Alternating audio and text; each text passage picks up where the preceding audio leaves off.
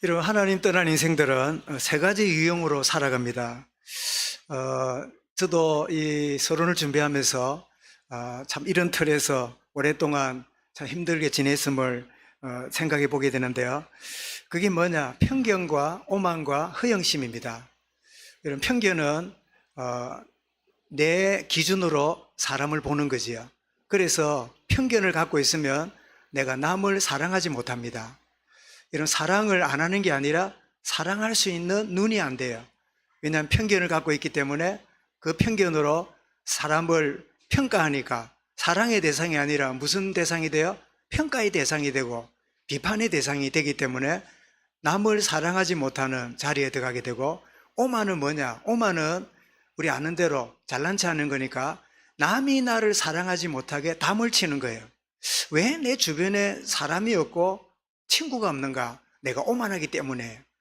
편견은 내가 남을 사랑하지 못하는 거고, 오만은 다른 사람이 나를 사랑하지 못하게 하는 담과 같은 거고, 허영심은 뭘까요? 다른 사람들이 나를 사랑하게 만들려고 몸부림치는 거지요. 내가 좀 더 학위가 있으면, 좀 더 내가 훌륭해지면, 좀 더 이러면, 좀 더 가지면, 좀 더 내가 높게 되면 사람들이 나를 알아주지 않을까라고 하는 이 허영심. 그래서 편견 때문에 진정으로 남을 사랑하지 못하고, 오만 때문에 다른 사람의 관심과 이 사랑을 받지 못하고 있고, 허영심 때문에 날 뭔가를 쫓아다니는 허한 인생으로 사는, 그것이 하나님 떠난 인간의 우리의 마음의 상태다, 그렇게 볼 수 있겠는데, 이런 베레아를 떠난 오늘 본문은 바울이 이제는 배를 타고 저 아랫지역에 있는 아덴, 지금의 아테네입니다. 그리스 나라의 수도가 아테네지요. 그 아테네, 한번 제가 지도를 준비했는데요. 한번 보시기 바랍니다. 자, 바울이 오른쪽에 안디옥에서 출발해가지고 고향 다소, 드베, 루스드라, 이고니온, 안디옥, 드로아까지 갔는데 길이 막혔잖아요. 바울은 이 서쪽에서 계속 복음 전하기 원했는데 길이 막혔단 말이에요. 그래서 간절히 기도했더니 이 바다 건너 유럽으로 오라 하는 이 도우심의 사인을 보고는 이 네아폴리, 그리고 빌립보로 들어갑니다. 빌립보에 누구를 만나죠? 루디아를 만나고 귀신 들린 여종이 치유되고 간수가 돌아오는 일이 벌어졌지요. 그리고 나서는 어디로 갑니까? 암비볼리와 아볼로니아를 지나서 데살로니가로 가서 석주 동안 복음을 전하는데, 여기에 누가 방해합니까? 깡패가 아니라 종교인 유대인들이 깡패를 동원해가지고 복음을 못 전하도록 그렇게 하니까 바울이 어디로 갔지요? 베레아로 갔어요. 베레아는 데살로니가 사람보다 마음이 너그러워서 말씀을 잘 받는, 그래서 복음을 전하는데 얼마나 열심인지 데살로니가에 복음 방해하던 유대인이 75km나 떨어진 이 베레아로 와서 또 방해를 합니다. 그래서 급히 베레아에 있는 사람들이 바울을 이렇게, 여기가 뭐지요? 이렇게 회색은 바다입니다. 지금 바다. 그래서 배를 타고 이렇게 돌아서 아덴이라는 지역으로 오게 돼요. 그래서 오늘 본문은 어디라고요? 여기 그리스 아테네예요.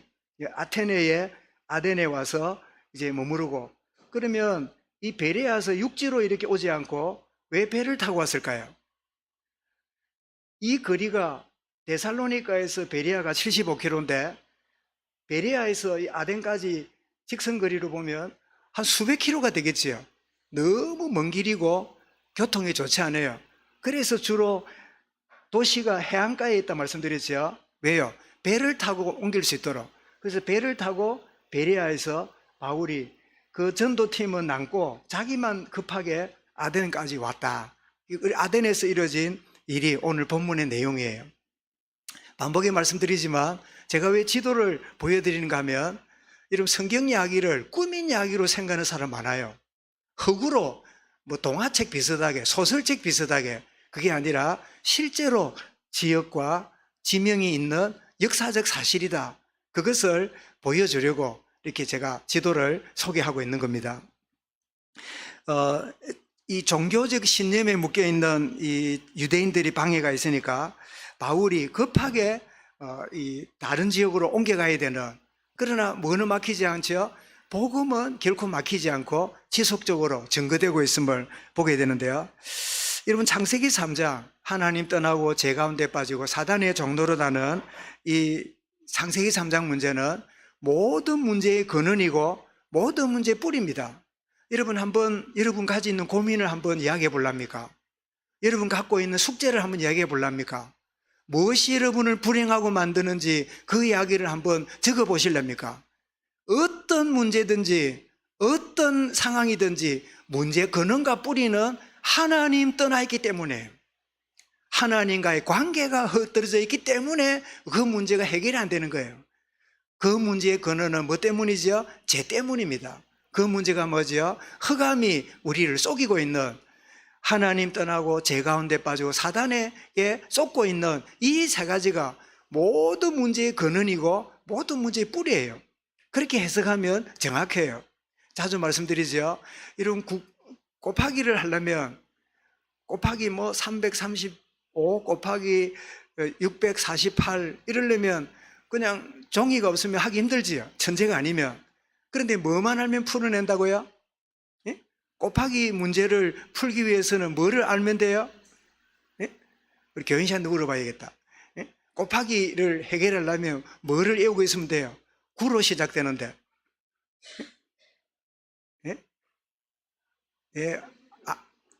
예? 아는데 모르는 척 한다, 그죠? 9구단이에요, 9구단. 예? 2는 4, 2, 3은 6, 9구단 있지요? 9구단만 잘 외워놓으면 뭐가 풀려요? 곱하기 문제가 풀리지요. 마찬가지로 인간에게는 모든 문제를 풀기 위해서는 뭘 알아야 돼요? 창세기 3장 문제를 알면, 이 문제에서 이 모든 것들이 파생되고 다 흘러나오고 있구나, 이렇게 이해를 하는데, 이 모든 문제를 해결하신 분이 누구예요? 예수 그리스도예요. 이 모든 문제를 내가 다 해결했다, 이런 그리스도 안에서 이미 해결되었음을 여러분 체험하고 누릴 수 있길 바랍니다. 아멘. 그죠? 예수 그리스도가 우리 인간의 모든 문제를 십자가에서 다 해결하셨다. 그 해결하신 주님이 지금 어디 계세요? 부활하셔서 지금 내 안에 이 자리에 함께 계세요. 오늘 부활하신 주님이 저의 음성을 통하여 주시는 말씀 듣는 복된 시간이 될 수 있길 바랍니다. 그래서 여러분, 하나님 떠난 가운데 불행한 인생이 되었고 죄로 인한 죄책감과 고통 속에 살고 있고 운명 사주팔자 사단의 올무에 빠져서 일평생 종노릇하고 있는, 이것이 창세기 3장의 결과지요. 그래서 사람들은 자신도 모르게 자기를 끌고 가고 있는 존재가 있는데 그 존재가 뭔지를 모르고 열심히 살아요. 자기도 모르게 끌어가고 있는 존재가 있어요. 고린도 12장 2절에 뭐라고 말씀합니까? 너희도 알거니와 너희가 이방인으로 있을 때 말 못하는 우상이 끄는 그대로 끌려다니느니라. 여러분, 우리가 힘든다면 하나님 아닌 다른 무엇이 나를 중요하게 여기는 우상이 되어 있기 때문에, 여러분 어떤 것이 여러분을 힘들게 합니까? 하나님이 힘들게 합니까? 아니면 하나님 아닌데 하나님처럼 여기고 그걸 따라다니고 하려고 하니까 그것이 여러분을 힘들게 하는가? 말 못하는 우상에게 끄는 그대로 끌려다녔느니라. 자기가 좋아하는, 자기가 정해놓은 그 무엇에 날 목말라 하는, 왜 나는 이게 안 되지? 왜 나는 이게 내게 이루어지지 않지? 왜 내가 갖지를 못하지? 왜 나는 저거를 이렇게 누리지 못하지? 날 갈급해하는 그것이 뭐지요? 그게 우상이 되어 있지요. 바울도 에베소 2장 2절에서 이렇게 말씀합니다. 그때 너희는 그 가운데 행하여 이 세상 풍조를 따르고 공중 근세 잡은 자를 따랐으니 곧 지금 불순종의 아들들 가운데 역사하는 영이라. 눈에 보이지 않는 이 존재가 끌어가는 그대로 창세기 3장 이후의 인생들은 끌려가고 있는 거예요. 예수 그리스도께서 십자가로 우리 모든 저주를 끝내셨어요. 죄와 사망의 법에서 너희를 뭐라고요? 해방하였느니라. 해방된 하나님의 사람들로 저와 여러분들이 예배 가운데 나온 거예요. 그런데 우상 숭배가 하나님보다 더 소중한 게 우상이라 그랬죠. 그러면 하나님보다 더 소중하게 여기는 거, 그것이 신념이 되어 있는데 그 신념은 반드시 우상을 만들어냅니다. 자, 이게 하나님이다. 그래서 하나님 비슷하게 생긴 거를 만들어내요. 그리고 이제 우상 문화가 된 거죠. 자, 바울이 이 아덴에 내려갔더니 그 도시가 보니까 완전히 우상천지예요. 우리 가까이 있는 나라가 800만 귀신이 있는 나라가 있지요. 무슨 나라입니까? 일본이지요.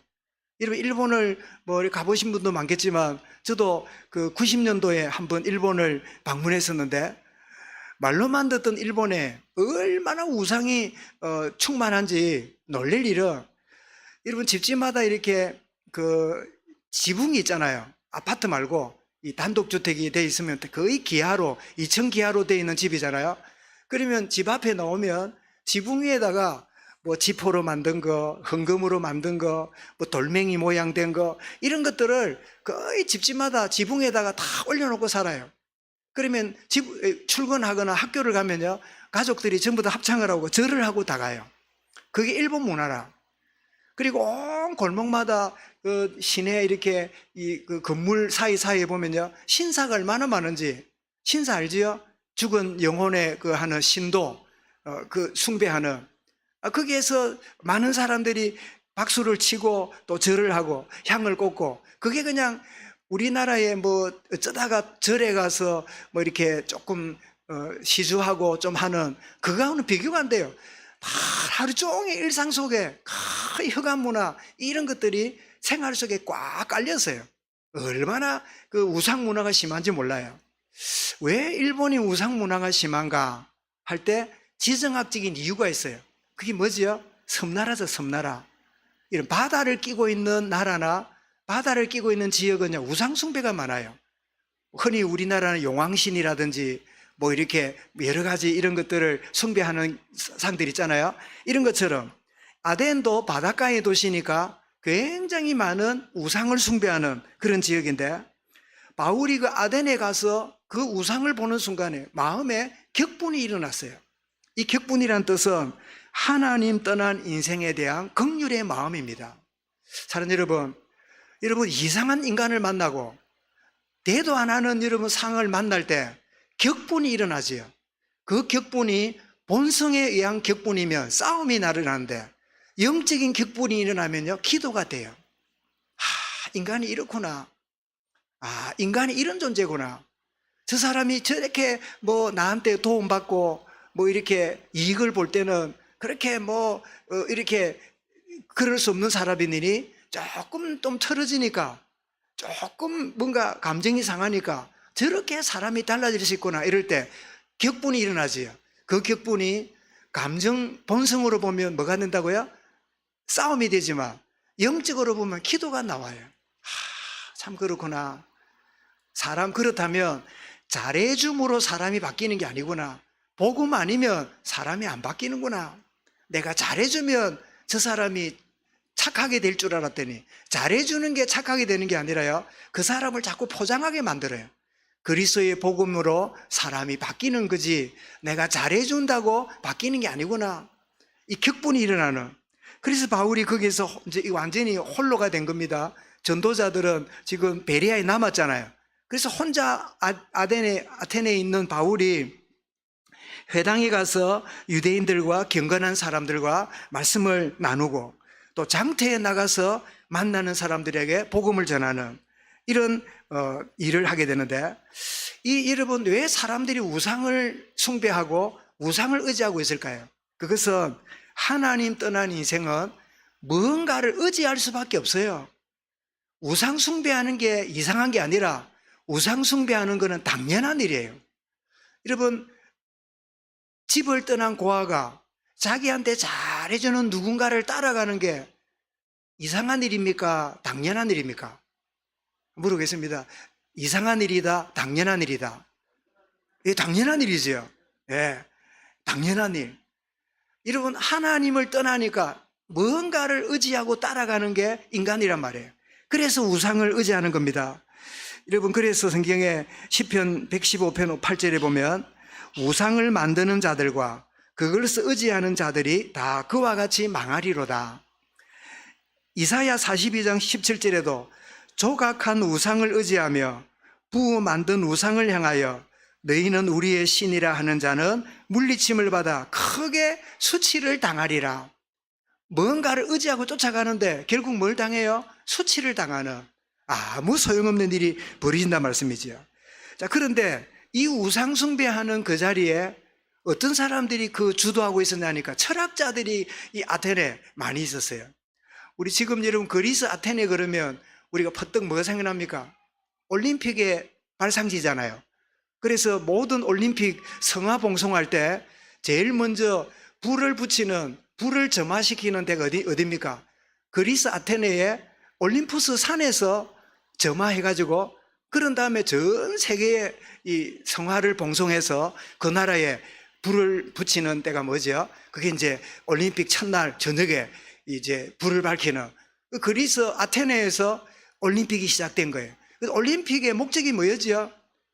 모든 신들을 찬양하는 게 올림푸스 산에서 신들을 찬양하는 목적으로 만들어진 게 올림픽이에요. 지금은 좀 의미가 다르지만 이 철학자들이 있었는데 대표적인 철학자는 에피쿠로스와 스토아 철학자예요.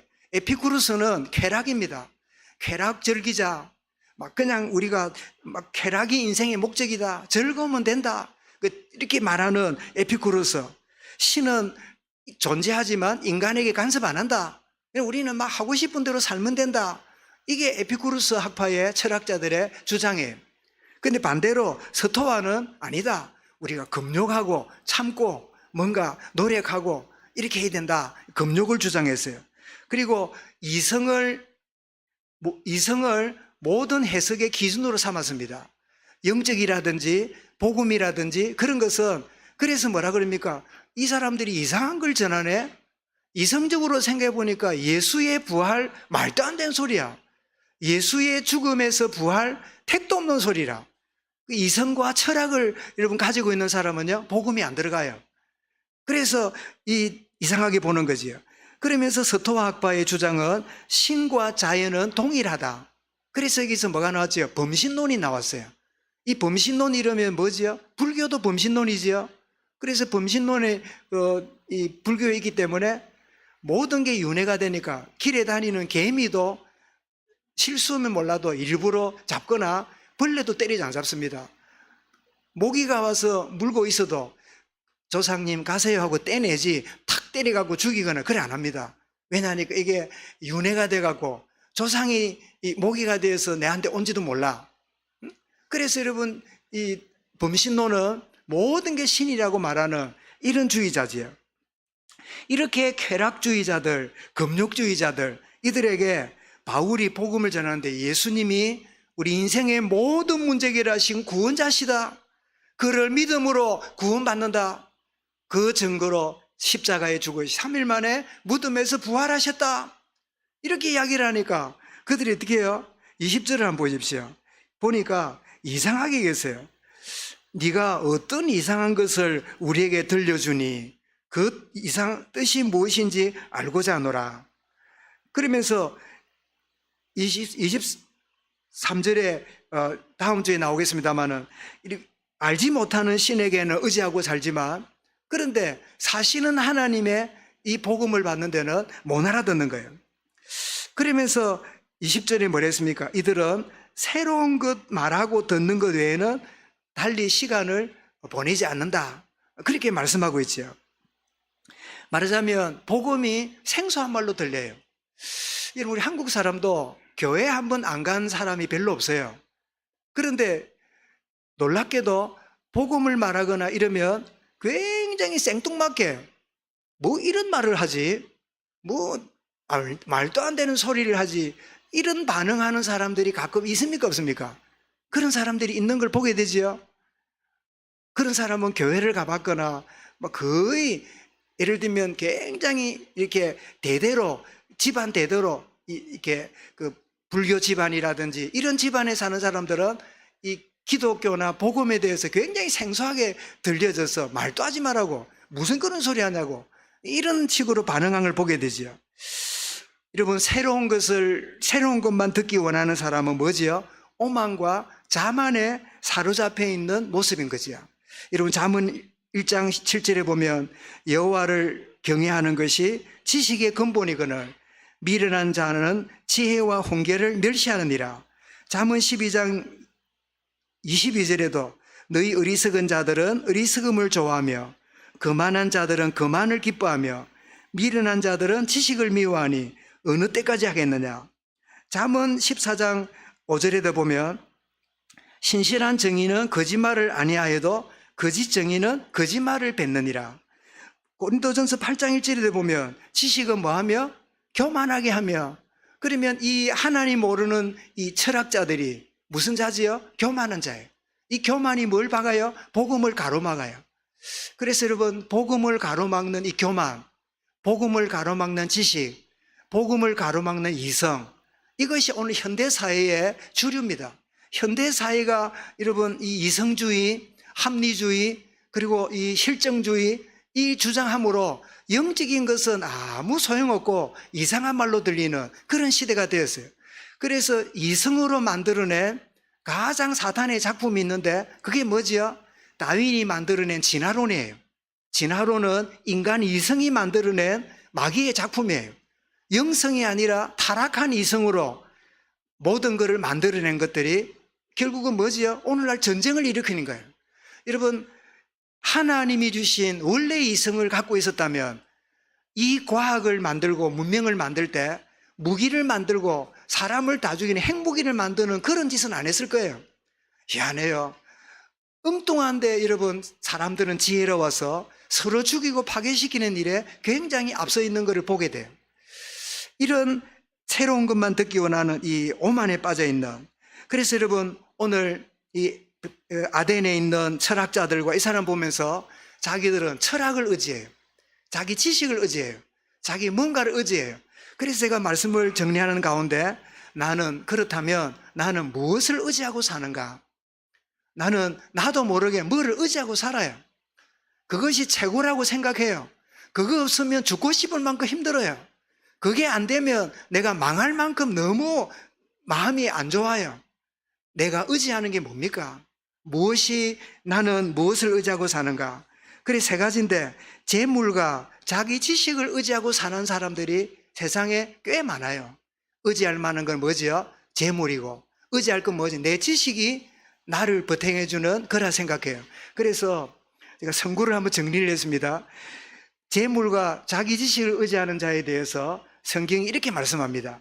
자, 시편 52편 7절 말씀에 같이 읽어보겠습니다. 시작. 이 사람은 하나님을 자기 힘으로 삼지 아니하고 오직 자기 재물의 풍부함을 의지하며. 뭐를 의지하지 않다고요? 하나님을 자기 힘으로 의지 안 해요. 오직 뭐죠? 나의 힘은 뭐예요? 가지는 재물의 풍부함 때문에. 풍부하면 평안하고, 풍부 안 하면 하나님 믿어도 늘 불안하고, 이렇게 산단 말이에요. 재물과 뭐예요? 자기식 의지하며. 자, 잠언 11장 28절에 이렇게 말씀합니다. 시작. 자기 재물을 의지하는 자는 패망하려니와 의인은 푸른 잎 같아서 번성하리라. 아니, 재물이 잘못이란 말입니까? 그 말이 아닙니다. 재물을 하나님처럼 의지할 때 재물과 함께 뭐 한다고요? 패망하는 인생이 된다, 그 말이에요. 자, 잠언 3장 5절입니다. 시작. 너는 마음을 다하여 여호와를 신뢰하고 뭐를 의지하지 말라? 너의 명철, 네 지식, 네 IQ, 너의 경험 의지하지 마라. 근데 우리는 주로 하나님을 신뢰하기보다 뭐를 신뢰해요? 자기 머리를, 자기 경험을, 자기 지식을 신뢰합니다. 그게 여러분 철학이 되어 있지요. 그래서 욥은 이렇게 재물과 자기 지식을 의지하는 자에 향해서 이렇게 말씀하고 있습니다. 욥기 8장 14절 읽어봅니다. 시작. 그가 믿는 것이 끊어지고 그가 의지하는 것이 뭐 같다고요? 거미줄 같은 점. 여러분, 내 인생이 거미줄에 달롱달롱 달려있다면 불안할까요? 편안할까요? 예? 불안하기 짝이 없겠지요. 이 거미줄이 언제 떨어지겠습니까? 여러분, 우리가 하나님 의지하지 않고 재물과 사람 의지하면요, 저 사람이 혹시 삐지면, 혹시 저 사람이 배반하면, 저 사람이 혹시 나를 미워하면 내가 어떻게 되지? 여러분, 교인들 중에도 이런 사람이 있을까요, 없을까요? 제가 말씀드렸지요. 제가 미국의 이 뉴욕 밑에 델라웨어라는 50주 중에 제일 조만한 주가 하나 있는데, 거기에 제가 옛날에 SFC 학생 운동할 때 같이 신앙생활했던 그때 후배들이 그까지 와가지고요, 이민 와가지고 세탁소 하면서 살고 있어요.